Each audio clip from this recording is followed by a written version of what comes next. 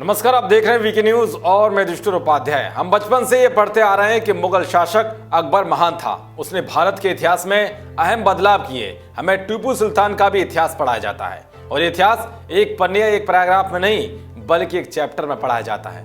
लेकिन क्या हिंदू साम्राज्य के योद्धाओं के बारे में आपने स्कूली किताबों में उन्हीं के अनुपात में पढ़ा है? बिल्कुल नहीं। पढ़ा भी होगा तो एक पैराग्राफ में इनको निपटा दिया गया। लेकिन इनकी वीरता और शौर्य की कहानियां क्या एक पैराग्राफ में ही बताने लायक है? बिल्कुल नहीं। इन योद्धाओं के पराक्रम को आप देखेंगे तो पाएंगे कि ये मुगल शासक उनके सामने एकदम बौने दिखाई देते हैं। आज हम आपको एक ऐसे कुशल हिंदू सम्राट योद्धा के बारे में कुछ ऐसे किस्सों से रूबरू कराएंगे जिसके बारे में जानकर आपका सिर गर्व से ऊंचा हो जाएगा। वो वीर योद्धा है छत्रपति शिवाजी महाराज, जो निडर, पराक्रमी, कुशल, प्रबुद्ध, न्यायप्रिय और अदम्य साहस के लिए जाने जाते हैं, जिनके इतिहास को अगर आज भी अपने बच्चों को पढ़ाया जाए या समझाया जाए तो शायद डर जैसा अंधकार तो उनके इर्द गिर्द नहीं आ सकता। दरअसल शिवाजी महाराज की कल जयंती थी, जिनके अदम्य साहस की गाथाओं को पूरे देश ने याद किया। शिवाजी महाराज का जन्म 19 फरवरी 1630 को शिवनेर दुर्ग में हुआ था। कई कलाओं में माहिर छत्रपति शिवाजी ने एक कुशल राजा बनने की दिशा में राजनीति और युद्ध की शिक्षा ली थी। कायर मुगलों को धूल कैसे चटाई जाती है, ये भी शिवाजी महाराज से सीखने को मिलता है। उन्होंने अपने जीवन में कई ऐसे कारनामे किए थे जिन्हें सुनकर ही पता लगता है कि रणभूमि में तो क्या आम जीवन में भी कभी उन्होंने अपने आदर्शों से समझौता नहीं किया। उनके बचपन की भी शुरुआत खुले जंगल के शेर की तरह हुई। जिस अवस्था में बच्चे अपने माँ बाप के दिखाए रास्ते पर समाज में उठना बैठना, अभिवादन करने के तौर तरीके सीख रहे होते हैं, उस बाल अवस्था में शिवाजी से जुड़ा एक किस्सा बहुत मशहूर है। कहा जाता है कि शिवाजी के पिता शाहजी अक्सर युद्ध लड़ने के लिए घर से दूर रहते थे, इसलिए उन्हें शिवाजी के निडर और पराक्रमी होने का आभास नहीं था। इसी भूल में वो एक बार शिवाजी को अपने साथ बीजापुर के सुल्तान के दरबार में ले गए। वहां शाहजी ने 3 बार झुककर सुल्तान को सलाम किया और शिवाजी से भी ऐसा करने को कहा, लेकिन शिवाजी अपने पिता को देखने के बावजूद अपना सिर ऊपर उठाए सीधे खड़े रहे और एक विदेशी शासक के सामने वो किसी भी कीमत पर सिर झुकाने को तैयार नहीं हुए। इतना ही नहीं, किसी शेर की तरह शान से चलते हुए दरबार से वापस चले गए। इस घटना के दौरान ऐसा नहीं था कि शिवाजी अपने पिता की बात का अनादर कर रहे थे, बल्कि उन्हें तो केवल और केवल एक विदेशी शासक के सामने सिर झुकाना नागवार था। इस वीरता भरे वाक्य को देखकर शाहजी को भी अंदाजा हो गया था कि उनका बेटा और बालकों की तरह चंपू नहीं है, बल्कि वो एक वीर योद्धा का ही स्वरूप है। छत्रपति शिवाजी की कुशलता का अंदाजा इस बात से लगाया जा सकता है कि जब उन्होंने बतौर शासक अपना जीवन शुरू किया तब उनके पिता ने उनके लिए सिर्फ 2000 सैनिक छोड़े थे, लेकिन कुछ ही समय में उन्होंने संख्या को बढ़ाकर 10,000 कर डाला और इन्हीं सैनिकों के बलबूते उन्होंने पूरा साम्राज्य स्थापित किया। उन्हें मालूम था कि एक राजा के लिए उसकी सेना कितनी महत्वपूर्ण होती है। वो कभी अपने सैनिकों को शहीद होने के लिए नहीं उकसाते थे, बल्कि उनकी तो अपनी सेना को सलाह होती थी कि हमेशा संगठित होकर सुरक्षित कदम उठाना चाहिए, जिससे सामने वाला दुश्मन परास्त भी हो जाए और खुद पर आंच भी ना आए। स्वराज का झंडा बुलंद कर इतिहास में मराठाओं के नाम एक पूरा युग स्वर्णिम अक्षरों से लिखने वाले शिवाजी महाराज और राजाओं की तरह अपनी सेनाओं को निजी हथियार देकर नहीं रखा करते थे। उन्हें जितना ख्याल अपनी सेना का था, उससे ज्यादा सजग वे अपनी प्रजा के प्रति थे। उनका सोचना था कि सेना को निजी हथियार नहीं दिए जाएंगे तो बेवजह आम प्रजा को नुकसान नहीं पहुंचेगा। उनका कहना था कि दुश्मन राज से लूटा गया सारा सामान मराठा खजाने में जमा होगा। उनके निर्देश थे कि कभी किसी धार्मिक स्थल और उससे जुड़ी सामग्री को कभी नुकसान नहीं पहुंचाया जाएगा।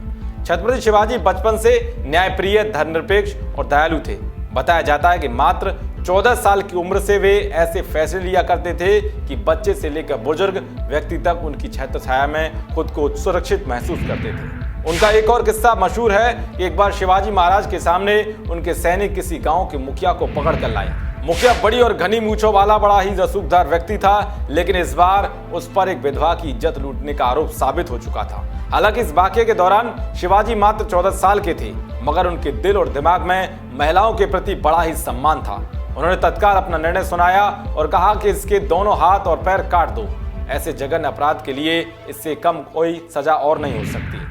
अब आप खुद सोचिए, क्या आज के किसी 14 साल के बच्चे से ऐसे कुशाग्र बुद्धि की अपेक्षा की जा सकती है? शायद नहीं, क्योंकि आजकल के बच्चे तो पबजी गेम और टीवी में मगन रहते हैं। शिवाजी के राज में महिलाओं को बंदी बनाने की अनुमति नहीं थी और जो महिलाओं का अपमान करता था उसके लिए मुखिया की तरह कड़ा दंड तय था। हिंदू हृदय सम्राट कहे जाने वाले महाराज शिवाजी को इतिहास के पन्नों में धर्मनिरपेक्ष शासक कहा जाता है, लेकिन फिर भी उनके बारे में तथ्य मशहूर है कि महाराजा शिवाजी हमेशा उन लोगों की मदद करते थे जो हिंदू धर्म अपनाने के इच्छुक होते थे।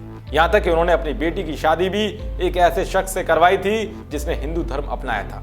वे मुगल शासकों से युद्ध केवल हिंदुत्व की रक्षा के लिए करते थे, यहाँ तक कि उन्होंने कभी मुसलमानों से नफरत नहीं की। उनकी सेना में कई मुसलमान सैनिक थे, लेकिन जब बात हिंदुत्व पर आई तो उन्होंने किसी से समझौता भी नहीं किया। दरअसल शिवाजी की पैतृक जायदाद बीजापुर के सुल्तान की ओर से शासित दक्कन में थी। बीजापुर के सुल्तान आदिल शाह ने बहुत से दुर्गों से अपनी सेना हटाकर उन्हें स्थानीय शासकों के हाथों सौंप दिया। 16 साल की उम्र तक पहुंचते पहुंचते शिवाजी को यकीन हो गया था कि हिंदुओं की मुक्ति के लिए उन्हें संघर्ष करना होगा और कायर मुगलों का खात्मा करना होगा। इसी को लेकर शिवाजी ने अपने विश्वास पात्रों को इकट्ठा कर अपनी ताकत बढ़ानी शुरू कर दी। जब आदिल शाह बीमार पड़ा तो बीजापुर में अराजकता फैल गई। शिवाजी ने इस मौके का लाभ उठाकर बीजापुर में प्रवेश करने का फैसला लिया। छोटी सी उम्र में ही उन्होंने टोरना किले का कब्जा हासिल कर लिया था। 1659 में आदिल शाह ने अपने सेनापति को शिवाजी को मारने के लिए भेजा। दोनों के बीच प्रतापगढ़ किले पर युद्ध हुआ। इस युद्ध में शिवाजी की विजय हुई। उनकी बढ़ती ताकत को भांपते हुए मुगल सम्राट औरंगजेब ने जय सिंह और दिलीप खान को शिवाजी को रोकने के लिए भेजा और उनसे एक समझौते पर हस्ताक्षर करने को कहा।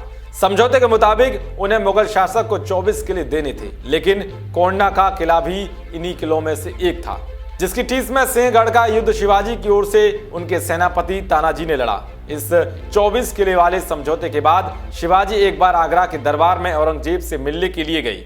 9 मई 1666 को अपने पुत्र संभाजी और 4000 मराठा सैनिकों के साथ मुगल दरबार में उपस्थित हुए, परंतु औरंगजेब ने उन्हें वहां उचित सम्मान नहीं दिया, जिस पर शिवाजी ने भरे हुए दरबार में औरंगजेब को विश्वासघाती कह डाला। इसके बाद औरंगजेब ने उन्हें और उनके पुत्र को जयपुर भवन में कैद कर दिया। लेकिन 13 अगस्त 1666 को फलों की टोकरी में छिपाकर शिवाजी वहां से भाग निकले और रायगढ़ पहुंचे। सन 1674 तक शिवाजी ने उन सारे प्रदेशों पर अधिकार कर लिया था जो पुरंदर की संधि के अंतर्गत उन्हें मुगलों को देने पड़े थे। देखते ही देखते उन्होंने मराठाओं की एक विशाल सेना तैयार कर ली थी जो स्वराज के लिए जान देने को तैयार थे। उन्हीं के शासन काल में गुरिल्ला युद्ध के प्रयोग का भी प्रचलन शुरू हुआ। उन्होंने नौसेना भी तैयार की थी। शिवाजी महाराज की अप्रैल 1680 में बीमार होने के बाद मृत्यु हो गई थी।